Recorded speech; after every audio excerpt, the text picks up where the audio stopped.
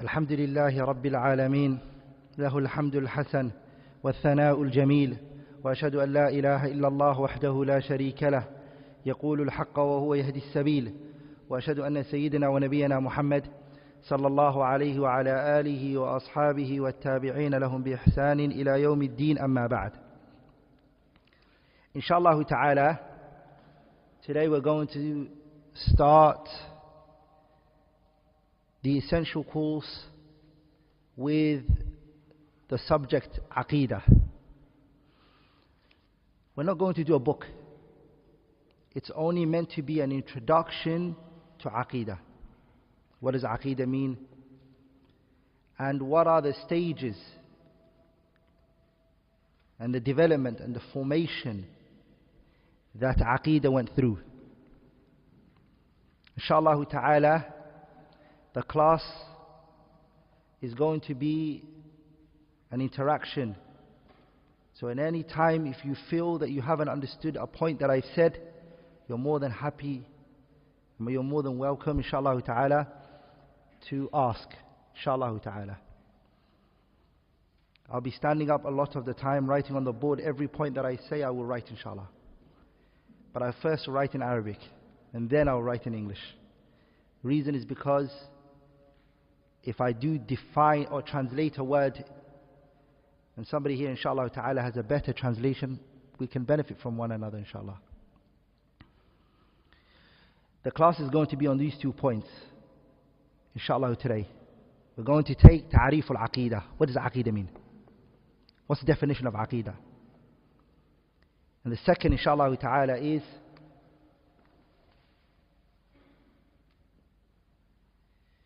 it's going to be al-asma' al-ukhra, other names that are given to the science Aqidah. Is it only known as Aqidah, or does it have other names? That's all we're going to take today.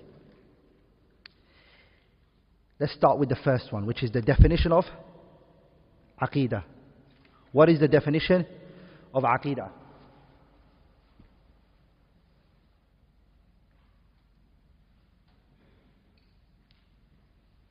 Now I want you to all understand something very important. Anything that you define, whatever it may be, there's always a linguistic definition and there's a technical definition. Remember this. Every single thing that is defined, there is always a linguistic definition and there is a what? A technical definition. For example, what's the linguistic definition of salah? Does anyone here know? Salah. Linguistically, not in the religion. To connect. Huh? To connect. Dua. The Arabs used to use this word salah before the Prophet ﷺ came, before Islam came. They used to use this word salah. It had a meaning for them. The word salah meant to the Arabs supplication. It meant dua. That's the linguistic usage of the word. But when Islam came, it added things on to the definition. So it is dua, but it's not only dua. There is standing, there's ruku', there's sujood. The du'as are done at a particular place. Are we all together? So this is vital to understand. Everything has a linguistic meaning and a technical meaning. So first what we're going to do inshallah ta'ala is we're going to take the definition of Aqidah in the language. According to the Arabic language, what does the word Aqidah mean? Linguistically, according to the Arabs, what do they use as the word Aqidah? After following up the word Aqidah, I have come to the conclusion that Aqidah does not leave 4 definitions. There's only 4 usages that the Arabs used it in. Remember this, okay? So there are 4 usages of the word Aqidah in the Arabic language. We're going to go through one after the other. And it's in the notes that were given to you. The first one is, the first usage from the 4 usages is ar-rabtu. Okay, alif lam Ra, Ba and Ta. Ar-Rabtu. What does Ar-Rabtu mean? It means to tie something, to make a knot. In the Arabic language, the word Aqidah, Lughatan, in the Arabic language is 4 usages only. 4. The Arabs use it in one of these 4. The first one is Ar-Rabtu. It's to tie something, tying something. When you take a rope and you tie with another rope, the Arabs say, call that Aqd. It's the same word, Aqidah. Are we all together? That's the first usage. That's the first usage. What's the first usage? Ar-Rabtu, to tie something. The second usage is Ahd. Al-Ahd. What does that mean? A covenant. Allah used it in the Quran. يا أيها الذين آمنوا أوفوا بالعقود. عقود. عقود in that ayah comes from the word Aqidah. Oh, those of you who believe, fulfill the covenants that you made. So the second usage for the word Aqidah in the Arabic language is what? Ahd, promise, covenant that you make is Aqidah. That's the second usage according to the Arabs. That's how they use it. The third usage is al-mulazamah.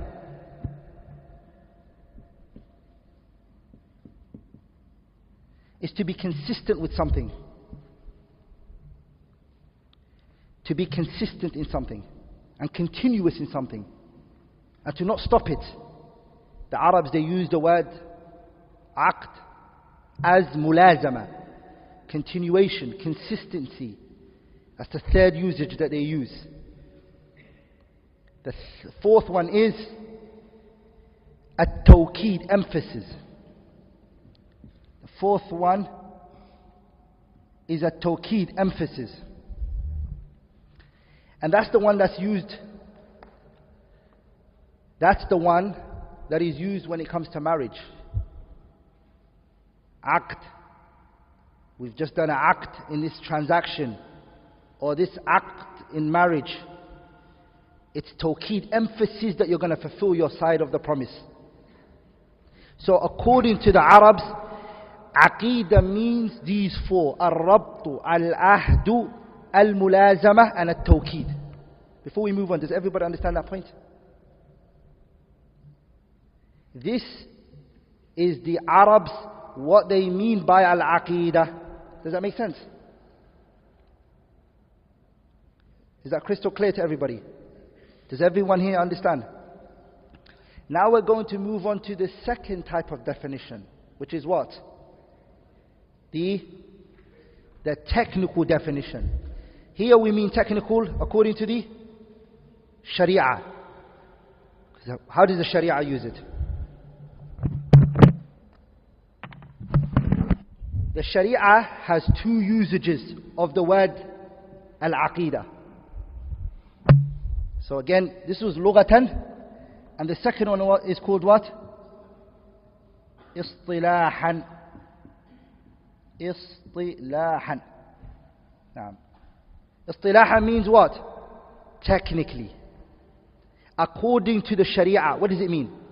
The Sharia uses the word Aqidah in a general usage and a specific usage. Am and khas. In the Sharia there's a general usage and there's a specific usage. So what do we say? Istilahun am, istilah khas. The Sharia uses it in 2 ways. The language is how much? 4. But in the Sharia, it's used in what? 2 usages. The first one is general, which is am. And the second one is khas. Am means what? Aqidah is used for Islam, and also Aqidah is used for anything that's not Islam as well. The Buddhists, we say their Aqidah. The Christians, we say their Aqidah. The Jews, we say their Aqidah. This is the general usage. Aqidatul Nasara, the Aqidah of the Christians. Aqidatul Yahud, the belief of the Jews. That's the general usage. Are we all together? The second usage is specific to Islam. The second usage is what? It's specific to what? Specific to Al-Islam. And it means the following. The 6 articles of faith. Does everyone here know the 6 articles of faith? The second usage is specific to Islam. And it means the 6 articles of faith. أن تؤمن بالله وملائكته وكتبه ورسله واليوم الآخر وتؤمن بالقدر خيره وشر. Everyone knows here that, right? The 6 articles of faith. Are we all together, brothers? And 3 extra things here now. What are the 3 extra things? The issue pertaining to al-Iman. What does Iman mean? And its definition. Are we all together? That's Aqeedah according to the Sharia. What does Iman mean? When does a person become a mu'min? When does the Iman increase? What makes the Iman increase? When does the Iman reduce? They speak about it in books of Aqeedah, right? As-Sahaba, companions, and their status. Second one is what? As-Sahabas, and the companions, and that which is pertaining to them. And the third one is Al-Imama,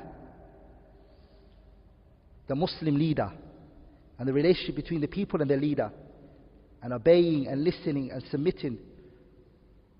Those 3 are dealt with in what? Books of Aqeedah. If you study books of Aqeedah, what do you learn? The 6 articles of faith. And tu'mina billahi, what does it mean? Wa malaikati, what does it mean? Wa kutubi, what does it mean? All the 6 articles of faith. Once you finish that, at the ending they add these 3 to it. What does Iman mean? Al-Imanu qawlun wa amalun wa i'tiqadun yazidu bil-ta'ati wa yanqusu bil-ma'siyah. Iman is speech, it's actions. It increases and it decreases. The companions, are they all the same? Do they have different levels? How should we be towards the companions? Are the companions infallible? They don't do mistakes? Or do they do mistakes? All of that, Ahlul Sunnah, they deal with it in books of i'tiqad. Third one is the issue of Imamah, the Muslim leader. How should the people be towards him? What are the responsibilities that the people have towards him, and etc.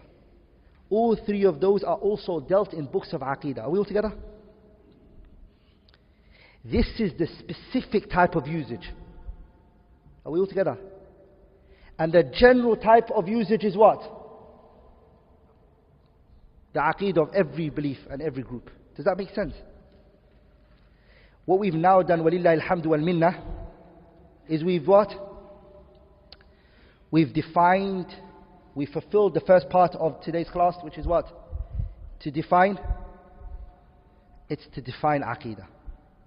Before we move on to the next one, which is going to be the longest one, has everybody understood?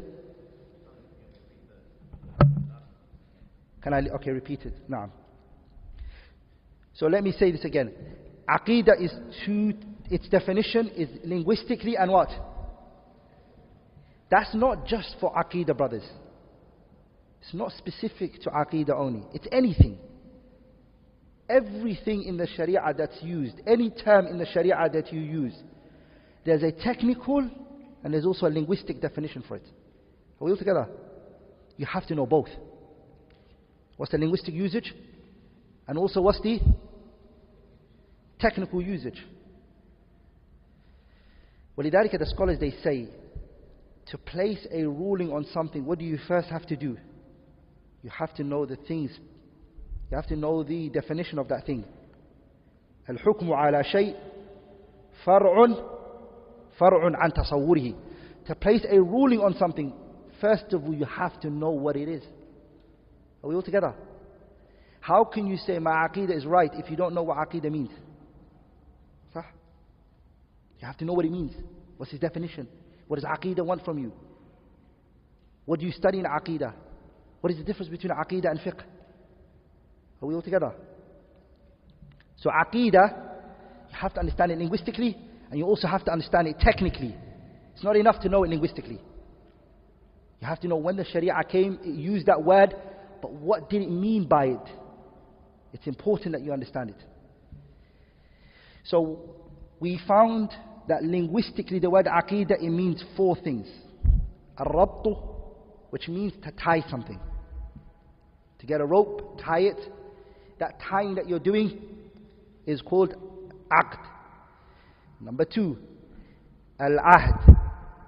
Ahd is a covenant and a promise that you're making.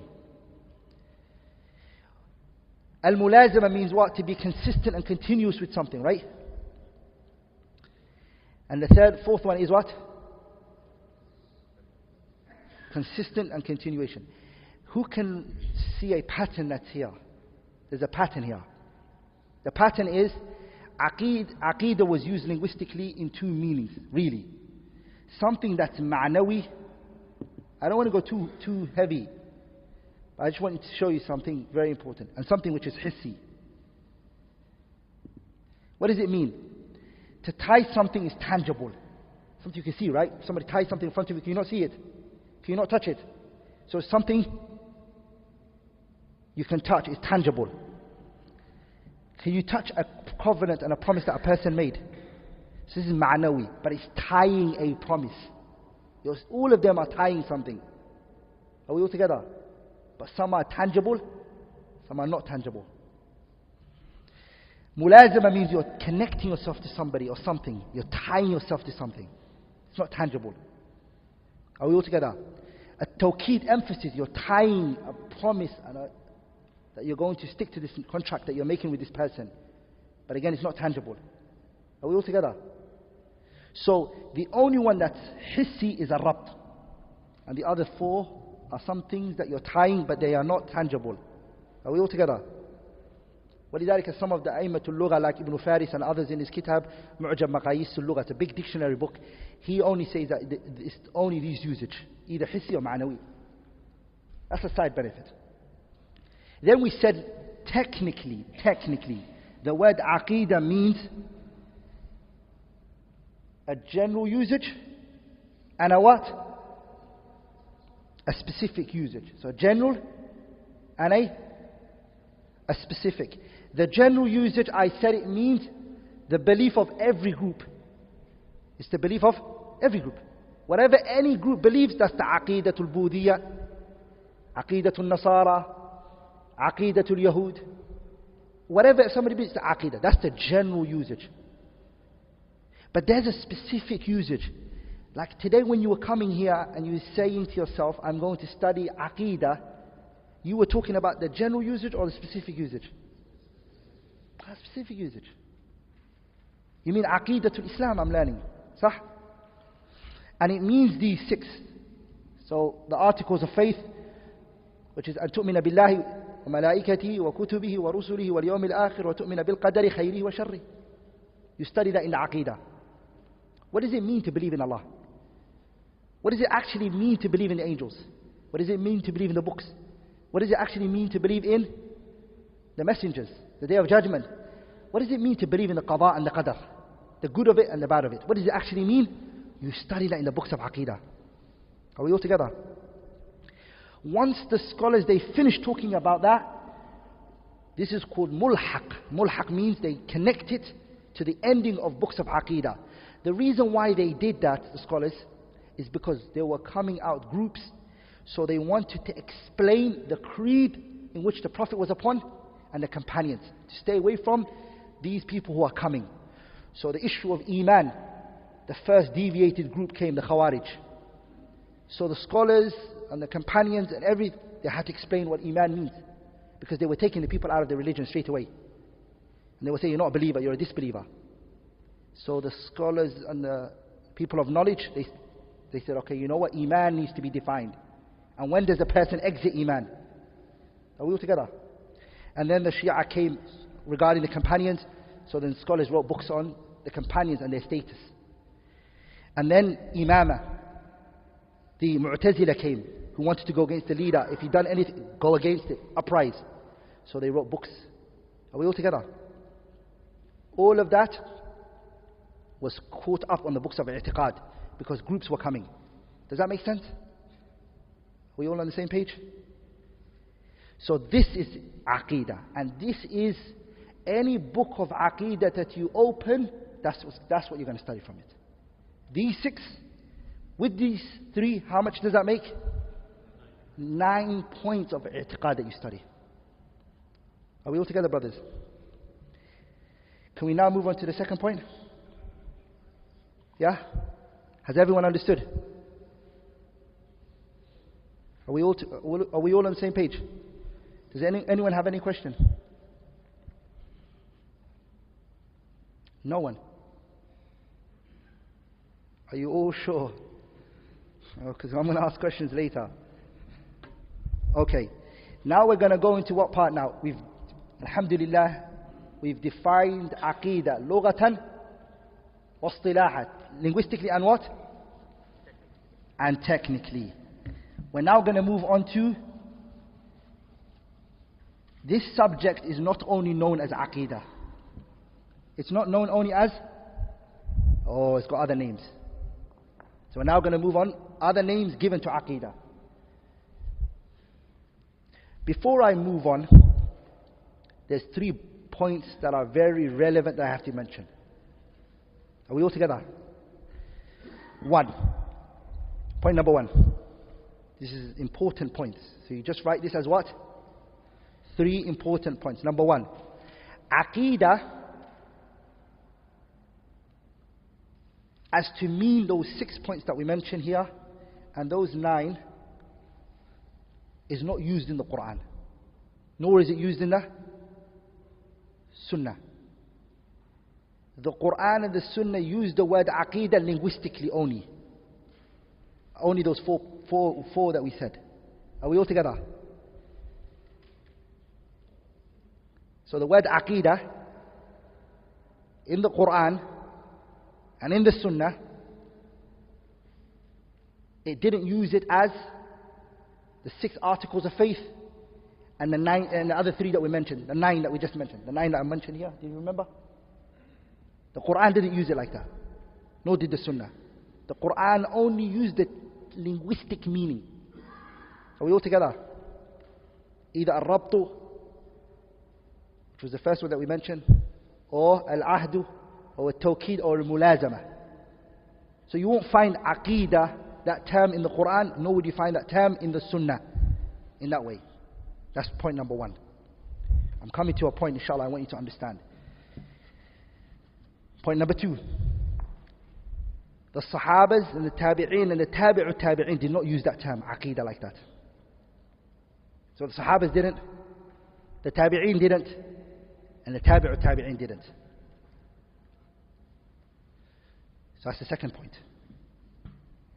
The third point is, who was the first to use it? Yeah?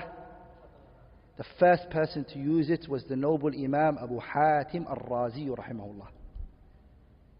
And Imam ᴬᵗ-ᵀᵃᵃ al-Razi, who died the year 320 something. He was the first person to coin this term Aqidah as to mean the belief and the core articles of faith for the believer. And then after him came great Imams like Abu Qasim Hibatullah al-Lalaka'i, Al-Imam Abu Qasim al-Taymiyu in his Kitab al-Hujjah fi Bayan al-Mahajjah, and also Al-Imam al-Bayhaqi. You have all of that written on your notes. It's all written for you. They came, and what did they do? They used that term. And ever since after that, the term Aqidah was used in that way. Does everybody understand this? The Quran, like, he uses another term, and the Sunnah uses another term, which is the term Al-Iman. The Quran and the Sunnah uses what term? Al-Iman. Now, I want you to understand the point. Scholars, they say, لا مشاحة في اصطلاح. It's not a problem if you ignore the word aqeedah and you use the word iman, la bas, because they both mean the same. The reality is what's after it. Are we all together? You don't get closer to Allah by the term aqeedah. Okay? What is it that the scholars want from it, lakin? It's in your heart, what are you connecting? Because remember the word aqeedah, what does it mean? It's what you connect in that tying that you're doing, that rabt. You're tying your heart, a belief. That's all that matters to them. The term, ignore it if you want to. Use iman if you want. But what the concept behind it is what they're looking at. Are we all together? Does that make sense? That's important. You won't find some terms in the Sharia, but the scholars used it min bab at-taqrib, to get it close to you. صح? If you study grammar, you study mubtada, khabar, fi'il, fa'il. You're not going to find that in the Quran or on the Sunnah, are you? But it's to get a science close to you. That's an important point that I want you to all understand, inshallah ta'ala. Let's now go on to the second point, which is al-asma' al-ukhra al-muradifah al-ilm al-aqidah. Other names that are given to ilm al-aqidah that the scholars gave. Other names that the scholars gave.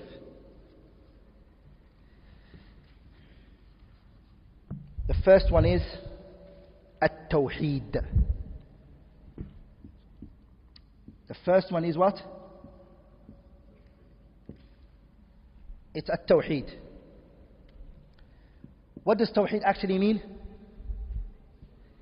It comes from the verbal noun. The verbal noun in Arabic, which is wahhada. Wahhada. Yuwahhidu. Comes from that word. Wahhada. Yuwahhidu. Tawheedan. Comes from that verbal noun of wahhada. Yuwahhidu. Tawheedan. Does that make sense? That's the root word that it comes from. What does it mean? To make Allah one. That's what it means. Linguistically, what does it mean? It means one. To make something one. That's what it means in the Arabic language. For example, before I go, Tawheed stands on two pillars. What does it stand on? Two pillars. Without these two pillars, this is not called Tawheed. If one of those pillars are missing, this is not called at-Tawheed. What is it? Isbat and Nafi. What does Isbat and Nafi mean? It means negation and affirmation. Negation and what? ما دخل إلا زيد. No one entered except Zayd. This is This is negation and this is affirmation, okay? I was just testing you guys. Isbat is what? Isbat is affirmation. And nafi is negation, to negate something.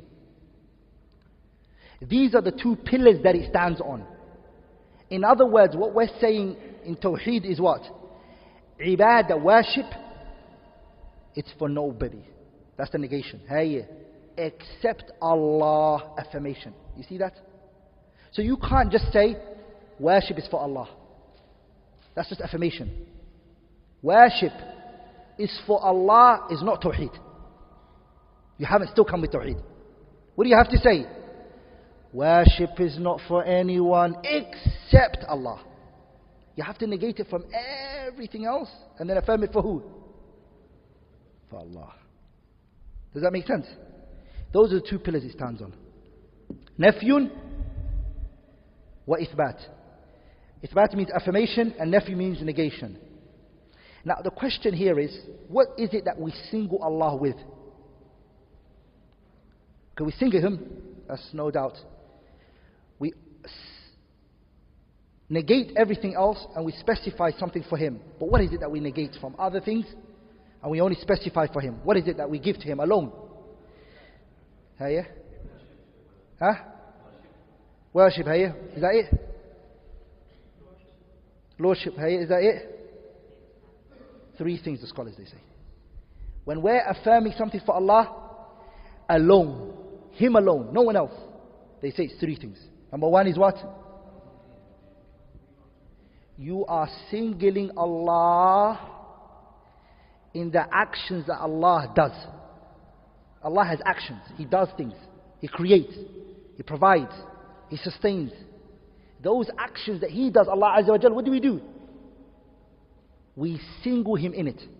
We don't give it to anyone. Allah is the only creator. Allah is the only sustainer. Allah is the only provider. We're singling Allah in what?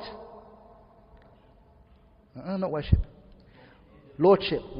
I want to make it easy because some people don't even understand the term Lordship or Rububiyyah. They don't understand it. It's singling Allah in the actions Allah does. Does that make sense? That's the first one, which in simple terms is called Rububiyyah. Rububiyyah means Allah's actions. What does Rububiyyah mean? The actions Allah does, subhanahu wa ta'ala. We single Him in it. We don't give the actions to anyone. That's Rububiyyah. The second one is what? Al-Uluhiyyah. What's Uluhiyyah? The actions that you do. You makhluk, you the created one. You're singling Allah in your actions. Which is when you pray, who do you pray for? Only Him. When you fast, who do you fast for? Only Him. When you slaughter, who do you slaughter for? Only Him. You single Allah in what? In your actions. What you do. You don't associate partners with Him in that. That's the what? That's the second. What's the third? Allah has names and He has attributes. You don't give anyone those names that He has. Ar-Rahman is His name. The characteristics that's in it is what? Ar-Rahmah, mercy. There's no one who's merciful like Allah Azza wa Jal. Are we all together? And the third one is Allah's names and attributes. These are the 3 that you do tawheed in. One more time. In the actions that Allah does, His rububiyyah, you single Him in it. If somebody asks you, who creates? Allah alone creates. Who sustains? Allah alone sustains. Who provides? Allah alone provides. Who governs and controls the universe? Allah alone does. Sah? That's singling Allah in what? In the actions that He does, subhanahu wa ta'ala. The second part is what? The actions that you come with. If you've now affirmed Allah is the only one who created you, Allah is the only one who provides for you, Allah is the one who sustains you, now worship Him alone then. Are we all together? Am I making sense here? Worship Him alone. وَلِذَلِكَ This is where kuffar of Quraysh and Nabiullah Muhammad, this is where everything went separate. Kuffar of Quraysh singled Allah in the actions Allah does. They did that. They said, Allah, He's the creator. Allah, yeah, He's the sustainer. Allah is the only provider. But when they were told, okay, worship Him alone, they will say, no. No, we're not. Are we all together, brothers? So they didn't come with uluhiyyah. That's what they didn't come with. Sahih? Are you all together, brothers? The third one is what? Allah has names. He has names. And each name, every single name, there is a characteristics in it. Each name there is a what? Each name there's a characteristics in it. Jazakallah khairan. Pay attention to that. Allah, how many names do we know that He has? See how I asked that question? I didn't say how many names does Allah have. I said how many names of Allah do we know that He has? 99 is what we know. Those are not only His names. It's got more than that.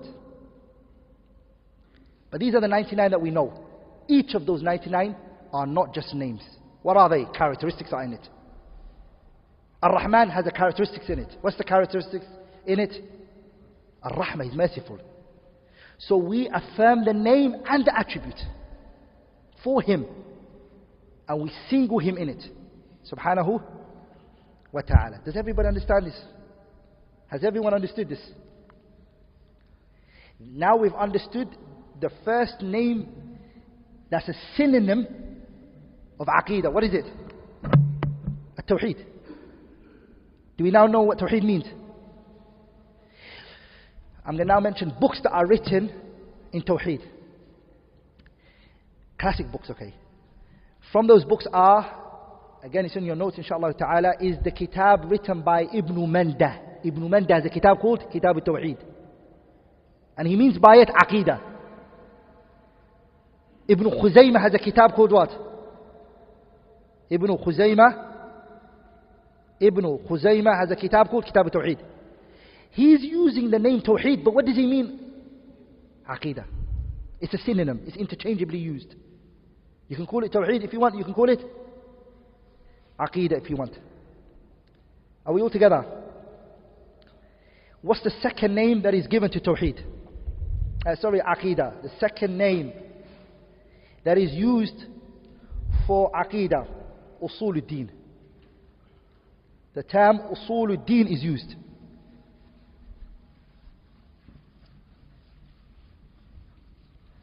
So the second name is what? Usul.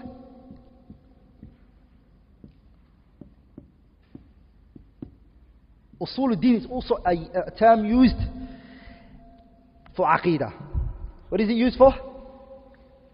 It's used for Aqidah. So some scholars, they don't call it Aqidah. They call it Usuluddin. Some scholars, what do they call it? Tawheed. And some scholars, what do they call it? So if you hear Aqidah, Tawheed and Usuluddin, they are interchangeably used. What are they? They're all used. If you say I'm now studying Tawheed, no problem. If you say I'm studying Aqidah, no problem. If you say I'm studying Usuluddin, no problem. It means the same. Usuluddin is compounded of two words. One, which is Usul, and the second one is what? Deen. Usul is ma yubna alayhi ghayru. It's a foundation. Whatever is built upon it. So usul means foundation. Ad-deen, what does it mean? Deen means?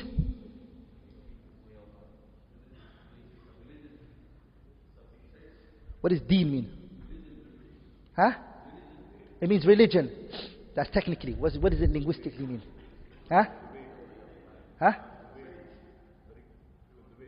Way, deen. Any other? What does deen mean linguistically? Faith, that's technically. Linguistically. Recompense. Linguistically, nope. Islam. That's technically. Remember, everything has a... Arabs were using the word deen before the word Islam came. So what do they mean? No. Deen comes from the word khudu'. Dan al-ardu, the Arabs would say. ما معنى dan al-ardu? The earth humbled itself when it was walked on. Are you with me? And then the word deen, linguistically according to the Arabs, what does it mean? Khudu', to humble, soften, humility, humbleness. That's what it linguistically meant according to the Arabs. So when you become a Muslim, what do? Submission, right? That's what it means. أي ذل وخضع. Does that make sense? Again, brothers, I really ask of you all, every term that you see, look for the linguistic and the technical meaning. It's important. Sah? Give time. What does it mean linguistically? What were the Arabs saying before this? And now that the Sharia came, what did it call it? Are we all together? You'll start to learn a lot. Like in the Sharia, what does it mean? طاعته فيما أمر وامتثال طاعته فيما أمر. Following Allah, everything which He commanded you to do. And واجتناب ما نهى عنه وزجر. And stay away from that which He prohibited you. And to believe in everything He informed you. Those are the three. Obeying Him in what He told you to do, staying away from what He told you to stay away from, and believing in everything He told you. That's what Islam means. That's what deen means to us. That's a side point. So again, the word usuluddin is the second thing that's used for aqidah. We mentioned tawheed, we're now mentioning what? Usuluddin is compounded of what? 2 words. The first one is what? Usul. The singular is what? Asal. Usul is plural, asal is singular. What does asal mean? Foundation. What does deen mean? 3 things. Just told you right now. What does deen mean? 3 things. Following everything Allah commanded you to do. Allah told you to do this. Okay. The second one is stay away from everything Allah told you to stay away from. The third one is believing in everything Allah told you. Allah told you about Day of Judgment. You haven't seen it yet. Believe it. Allah told you about angels. You haven't seen it. Believe it. Allah told you what has already happened about Musa and Fir'aun existed. Believe it. That's what deen means. You come with those 3. Are you with me? Does that make sense? Now we're going to move on to who was the first to use the word usuluddin and say it's called aqidah means usuluddin. They say the first to use it was Imam al-Shafi'i rahimahullah. They say Imam al-Shafi'i was the first rahimahullah ta'ala. The last one that we're going to take inshallah ta'ala before we go for the question and answers is the third one today we're going to take is sunnah. What are we going to say? The third one is sunnah. Sunnah is used as aqidah. Before I move on sunnah, I forgot to mention books that are written in usuluddin with that title. Al-Ibana, written by ᴬᵗ-ᵀᵃ al-Ash'ari, and also Al-Ibana, Al-Sughra, written by who? ابن al-Akbari. It's in your notes, right? Is all of this not on your notes? Huh?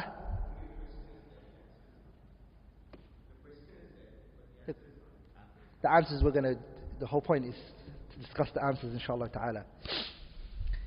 Lakin, the kitab is Al-Usul al-Din written by ᴬᵗ-ᵀᵃ al-Ash'ari. He has a kitab called Al-Ibana fi Usul al-Diyana. ᴬᵗ-ᵀᵃ al-Ash'ari. So he used the term Usul al-Din. Who also used it? A scholar by the name of Ibn Battah al-Akbari rahimahullah. He also has a book on the term Usul al-Din. He has a kitab called Al-Ibana as well, and Usul al-Diyana, like ᴬᵗ-ᵀᵃ al-Ash'ari, same name. But it's well known as Ibana al-Sughra. Also, Abu Hatim al-Razi, there's a kitab called Usul al-Sunnati wa-Diyana, which is known as Aqidat al-Raziyain. Okay. Has everyone understood that? We're now going to move on to the last one today, inshallah ta'ala, that we need to know, which is interchangeably used as synonym of what? Al-Aqidah. What is it? As-Sunnah. The term As-Sunnah is used as Aqidah.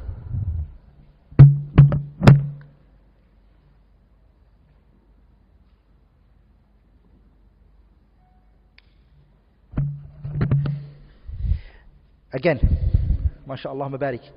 Who knows what Sunnah means linguistically? Hayya? Fadala. It means way, good. Any other person know any other word? Path. That's correct. Tariq, path, now. Huh? A tradition. MashaAllah Mabarik. We have 2 here. Huh? Guidance. The Arabs, when they use the word Sunnah fil lugha, in the language 3 usage. Sunnah means linguistically, according to the Arabs, before Islam came, 3 meanings. The first one is At-tariqatul masluka, the path that's taken. At-tariqatul masluka, the path that you take, or a path, is called Sunnah. A Sunnah is called a path. That's one. We've heard it. Allah Mabarik. The second one is as-sirah. A person's biography is their Sunnah. Sunnah is sirah, biography. Are we all together? Sirah, biography, linguistically is Sunnah. Third one is, as our brother mentioned over there, al-'adatu allati la tatakhallaf. If something happens and it never changes, and this is what's always happening, this is a Sunnah. As Allah said in the Quran, Sunnat Allah This is the sunnah of Allah, He doesn't change it. It's the way that Allah does things, subhanahu wa ta'ala. When He talks about how He destroys nations when they disobey Him. When Allah spoke about the prophets, what did He say? Sunnata man qad. This is the sunnah of what? Those who came before. So when a nation go against Allah's command and they disobey Allah, what does Allah do? He brings a punishment. This is the sunnah of Allah, we say. Meaning this is the norms and the things that norms. Those are the three meanings that the Arabs use the word as sunnah. Does that make sense? The first one was what? At-tariqatul masluka. Second one is what? As-sirah. Third one is al-'adah التي لا تتخلف ولا تتبدل. Which one in Arabic?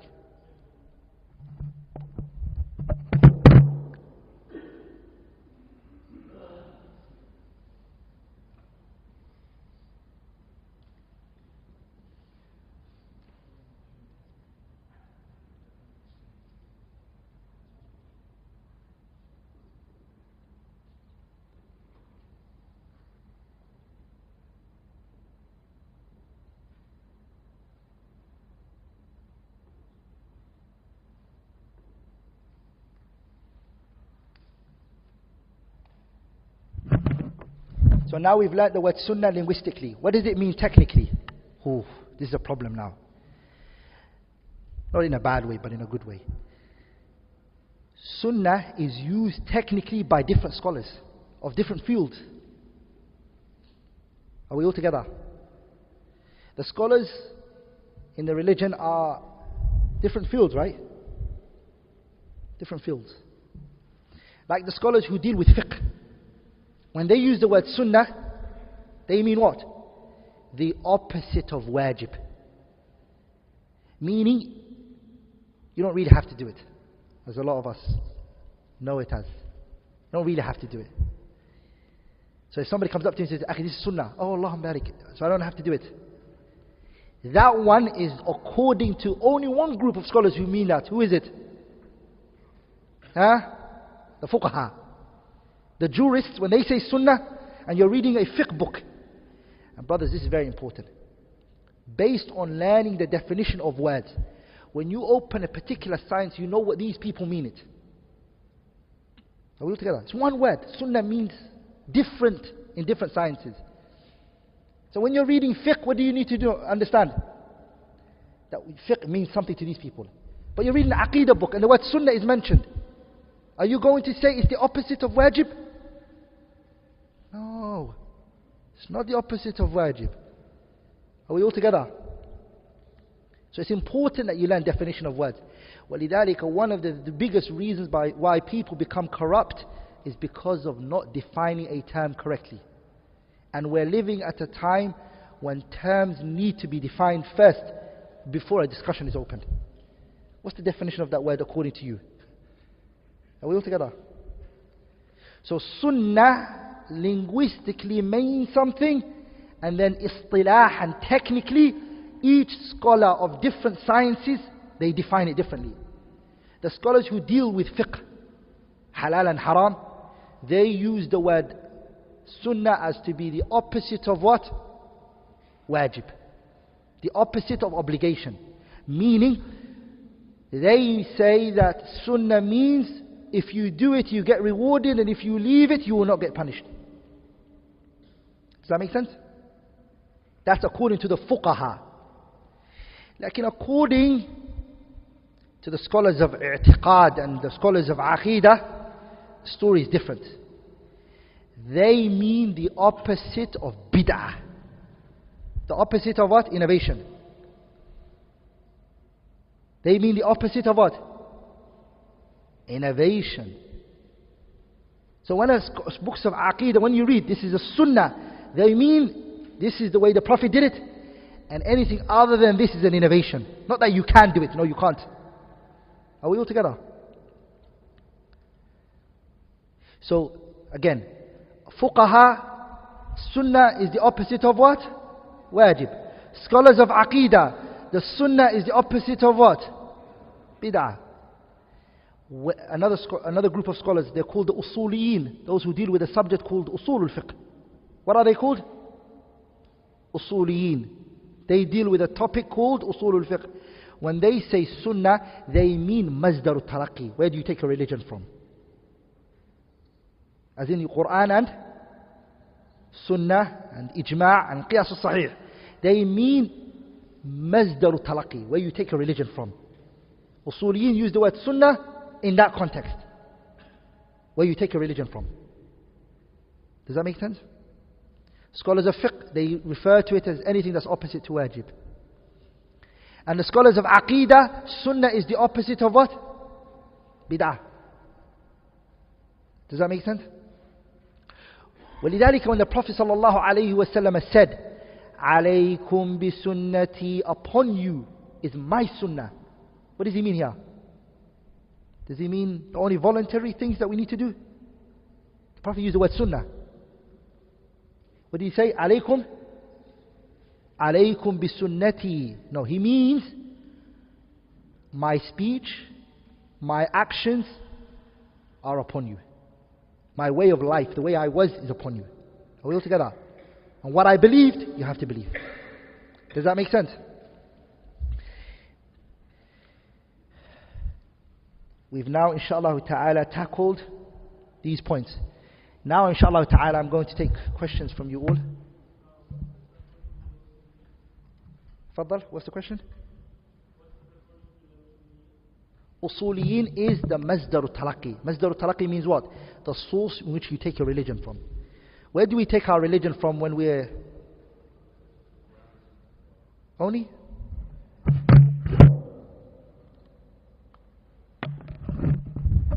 Four places we take our religion from, right? Quran, Al-Kitabu, and then As-Sunnah, and Al-Ijma', consensus, and Al-Qiyas As-Sahih. As-Sahih. So, Al-Kitab, As-Sunnah, Al-Qiyas, Al-Ijma' Al-Qiyas. So when the Usuliyin say As-Sunnah, what do they actually mean? They mean one of the places that you take your religion from.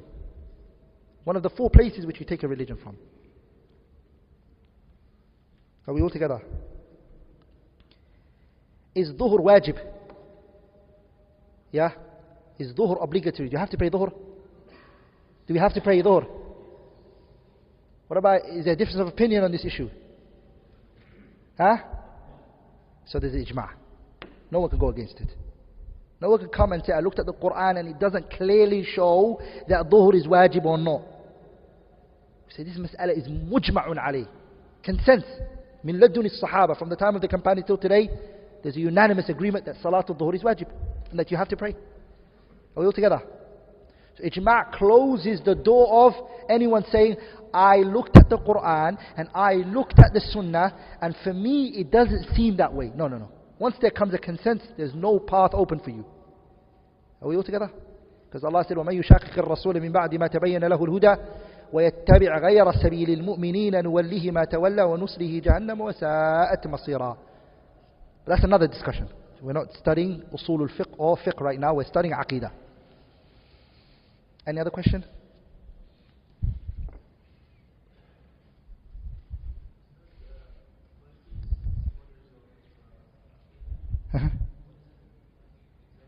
Aqidah. So what did we say aqidah? What does it actually mean? It means to connect and believe in your heart Allah, the angels, the 6 articles of faith, and the 3 that we mentioned here. That you tie these concepts in your heart, how the scholars of Ahlul Sunnah documented it in their books. Are we all together? Which they took from the Quran and the Sunnah. Say that again. According to the scholars of i'tiqad, Sunnah means i'tiqad. It means belief. That's it. Wherever you those 6 articles and the 3, for them that's Sunnah, according to the scholars of Aqidah. ولذلك you have a kitab called Kitab al-Sunnah by who? Khalal. You have a Kitab al-Sunnah by who? Imam al-Barbahari Sharh al-Sunnah. Imam Ahmad rahimahullah Usul al-Sunnah. You have Kitab al-Sunnah by his son Abdullah ibn Ahmad ibn Hanbal. Are you with me? Sarih al-Sunnah by Ibn Jarir al-Tabari. So you have Kitab al-Sunnah, and all of it's Aqidah. Does that make sense?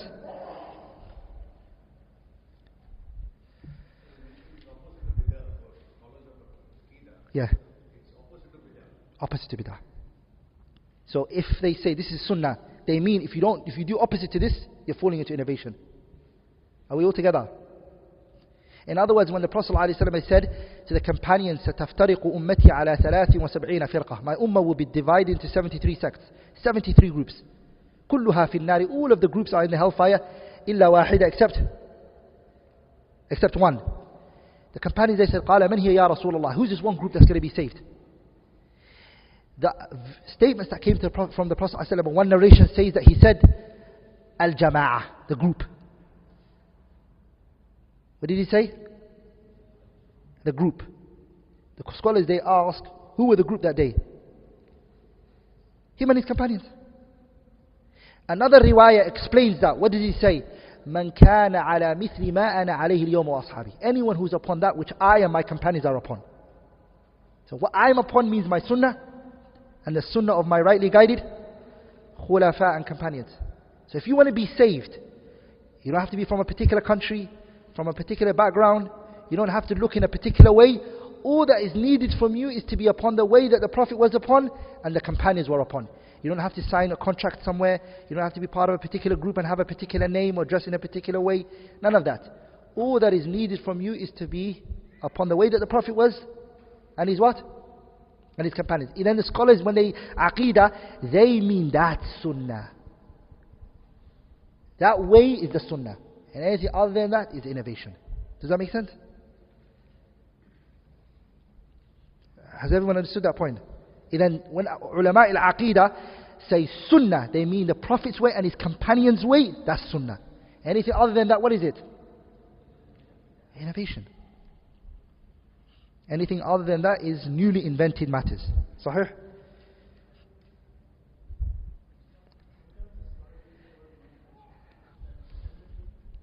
So manhaj, is it the same as the word aqidah? Or are they interchangeably used? Manhaj and aqidah, are they both the same? Scholars, they say that i'tiqad, aqidah and manhaj are synonyms that can be used interchangeably. But it's also a difference as well. The difference is aqidah is the theoretical side and manhaj is the practicality now. The applying of what you learn. Does that make sense? So aqidah is what? The theory. Because all of these 6 that we mentioned, they're all beliefs in your heart. And the 3 that we mentioned, what are they? Concepts that you believe. Theory. Take the theories in. Manhaj is now you apply. Hey, faddal. Go apply the aqidah that you learnt. Apply in what way? By respecting the companions. Let's see you respect it. Are you with me? الترضي عن الصحابة رضي الله عنه. That's manhaj. You're applying what you learnt. So it's not just theory, but it's what? That application, they call it manhaj. Does that make sense? Even the word tawheed, even though it's interchangeably used with aqidah, there's also a difference as well. There's a difference. How many articles of faith did we just say right now there were? What's the first one? Tawheed is only that one. And tu'mina billah is only tawheed. And aqidah is all of them, all the 6 together. Are you with me? So which one's more holistic? Aqidah and tawheed is specific. But they also can be used interchangeably. Because there's a qa'idah which is إِذَا اجْتَمَعَا اِفْتَرَقَا وَإِذَا افْتَرَقَا اجْتَمَعَا. But we don't want to go into that right now. It's too much, okay?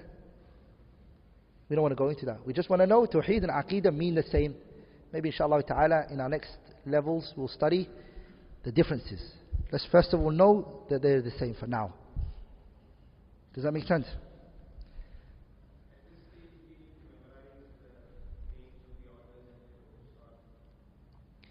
It'll be beneficial for you because knowing the books, even if you don't memorize it, to note it down will help you in the future. If you want to look into this issue more, you will always know where to go to. It will always benefit you. At least to know 1 or 2 books that are written in this particular name is very good. Are you all?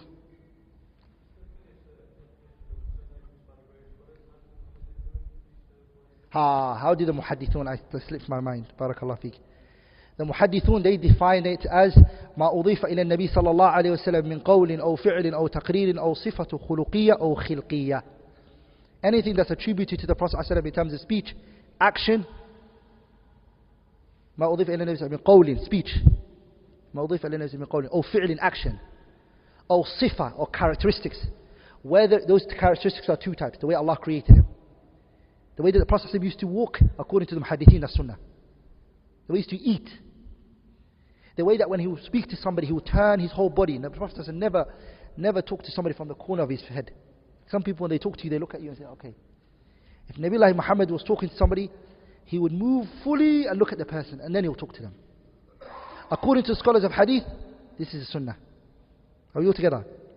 If the Prophet ﷺ was fascinated with something, قَلَّبَ كَفَّيْهِ, he would turn his hands around like this. This is a sunnah according to the who? Scholars of hadith. Are we all together? Also his manners and how he carried himself. According to scholars of hadith, what is this? It's a sunnah.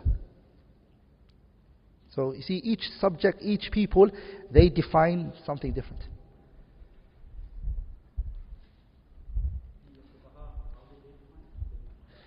Fuqaha, they define it as ما يثاب فاعله ولا يعاقب على تركه. The person who does it gets rewarded, and if he leaves it, he doesn't get punished. Sunnah means voluntary, as we call it. It's a synonym of what? Nawafil. Voluntary acts. Like the sunnah before Fajr. We call it sunnah before Fajr, right? Because you don't have to pray it. But it's highly recommended. When we say sunnah before Fajr, what language, whose usage are we using right now? Fuqaha. We're talking about the fuqaha. Are we all together? But if somebody says to you, for example, it's a sunnah to eat with your right hand, what do they mean by that?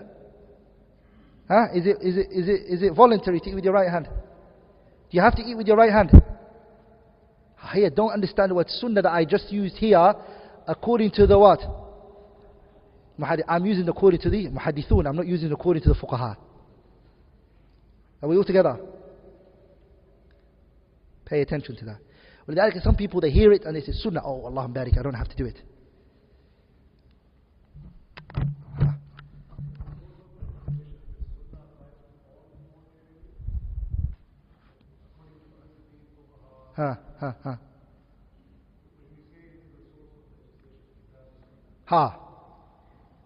They all believe it's a source of legislation. They don't deny it.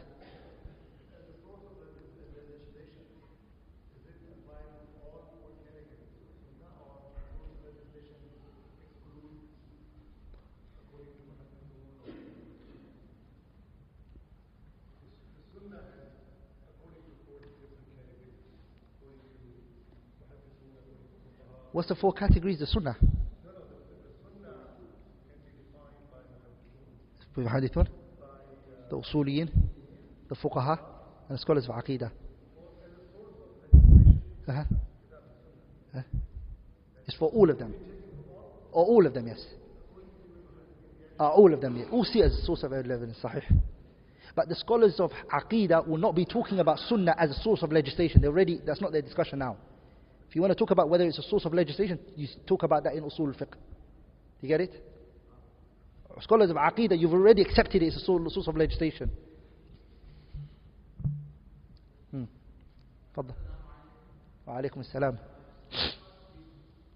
When we're sitting together, it's not from the sunnah to say salamu alaikum. Because we're all here together. We're together. Salam is for when somebody comes in and somebody leaves. Or it's the first time I'm seeing somebody, or an object gets between me and you while we're walking, then to see me again you say Salaam alaikum. But in a gathering we're all together, if you come in you say Salaam alaikum. But if you're sitting somewhere, it's not from the sunnah to say Salaam alaikum. Sunnah meaning here, it's a what? No, it's a bid'ah. It's an innovation to do it.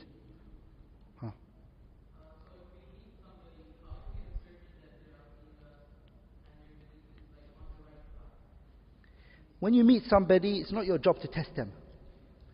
You don't test people when you meet them. And note down their aqidah. What do you believe regarding this? This is not your job to test people. The asl for the Muslim, the person, is that they're free from criticism. The asl is salama. Sahih. Al-bara'atul asliya. You judge the person bima dhahara lana, that which he brings out to you. Are we all together? But you do have the rights when you're studying with somebody, and now that you want to take knowledge from that person. We're not talking about the general mass. We're talking about a person you want to take knowledge from. You have the right, as a student, to ask that person aqeedah related questions, in order to know that you're taking your religion from a pure source. But you don't say that to a person you just met in a cafe shop, and you're sitting, or you meet them in a mall, and you ask them aqeedah related questions. Are we all together?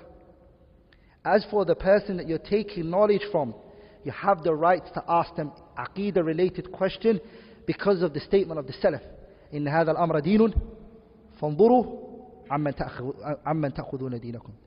You don't want to take the wrong concepts into your religion.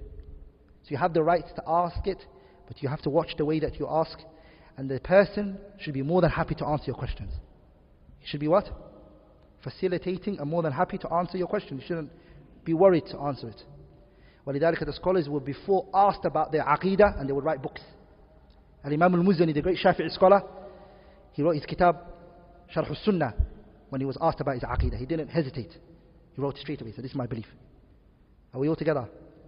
Al-Imam al-Tahawi rahimahullah, Al-Imam al-Tahawi, the great scholar, he wrote, he's not only his aqeedah, but aqeedah of his imams, Muhammad ibn Hasan al-Shaybani and Abu Hanifa. He said, this is the belief that they held, and this is the belief I hold. Are we all together?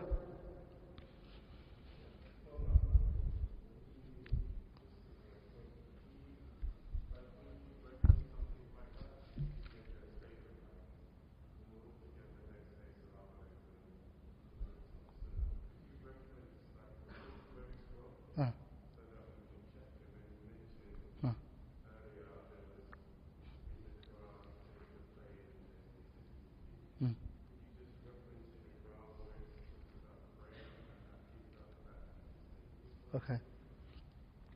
The asl is when it comes to issue of ibadat, when it comes to matters of worshipping Allah and getting close to Allah, the asl is you're not allowed to do it unless you have evidence.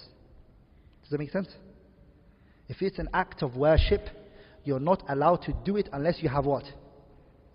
Evidence. That's the default position. Because why? Ibadah is based on two things. Something Allah loves and is what? Pleased with. Why are you doing this? Because Allah loves it and Allah is pleased with it. How do you know Allah loves this, and how do you know Allah is pleased with this, if you don't have an evidence for it? Only Allah can tell you, I love this and I'm pleased with this. Sah? So when it comes to matters of ibadah, what do you need? Evidence. Are we all together? What do you need? Evidence. So when you do something, say, my evidence is this. Allah said this and the Messenger said this. Does that make sense? So the person who does an act of worship, he needs to provide the evidence. The opposite is when it comes to worldly issues. The worldly issues, the default position is that you can't do it unless proven otherwise. If me and you are walking in the middle of the desert, and we see an animal that we've never seen, it's got 5 eyes. First time we've ever seen it. The default position is that we can eat it, unless you bring an evidence that I can't eat it. Does that make sense? Huh? This is called istishab, biqa' ma kana ala ma kana. When it comes to business, what's the asal? Business trading. What's the asal is permissible. A business trading, the asal is that it's permissible, and you can do this kind of trading, and the person who says to you, it's haram, you can't buy this or you can't sell this, they have to bring the evidence. They shouldn't send you the evidence and send you homework. No, you say to them, you've now said it's haram, bring the evidence. Lakin the ibadat, the acts of worship, is the opposite. You're not allowed to do it unless you bring an evidence. Does that make sense? So can you please repeat the same point?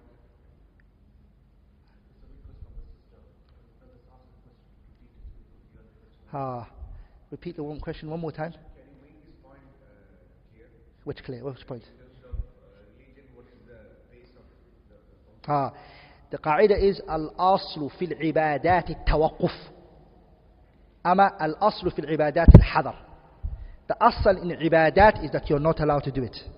Meaning, You can't do something in the religion unless you have evidence for it. If it's something you want to get closer to Allah by, you have to have evidence for it. Does that make sense? The evidence is قال Allah, قال الرسول. Allah said and His Messenger said. صح? As for worldly issues, you are allowed to marry whoever you want. You are allowed to buy and sell whatever you want. You are allowed to eat whatever you want. All of these are permissibility unless proven otherwise. Are you with me? You can eat what type of food you like. If somebody comes up to you and says to you, pork is haram, you have to say, what's your evidence? And then he has to bring you the ayah and says to you, khamar, khinzir, all of them are haram. When he brings the evidence, you say, sami'na wa ata'na, I hear and I obey. Does that make sense?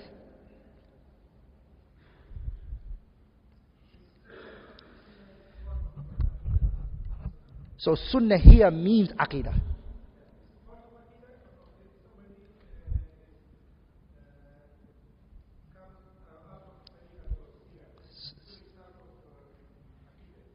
It's outside the aqidah, but that's the linguistic meaning of seerah. So in other words, yes, anyone who goes against the sunnah, according to the scholars of aqidah, na'am, he's out of the way of the Prophet ﷺ. He's upon innovation. According to the scholars of aqidah, na'am. But not according to the fuqaha. Fuqaha is you can leave the sunnah if you want to. Shall we stop here inshallah ta'ala? Oh, very big yes now. طريقة رسول الله صلى الله عليه وسلم. نعم. I think we have another class, right? Last question here. My question is connected to the brother's question. How to test your own aqidah? For example, in my own country, when somebody says Allah is everywhere, they mean to say He has صحيح.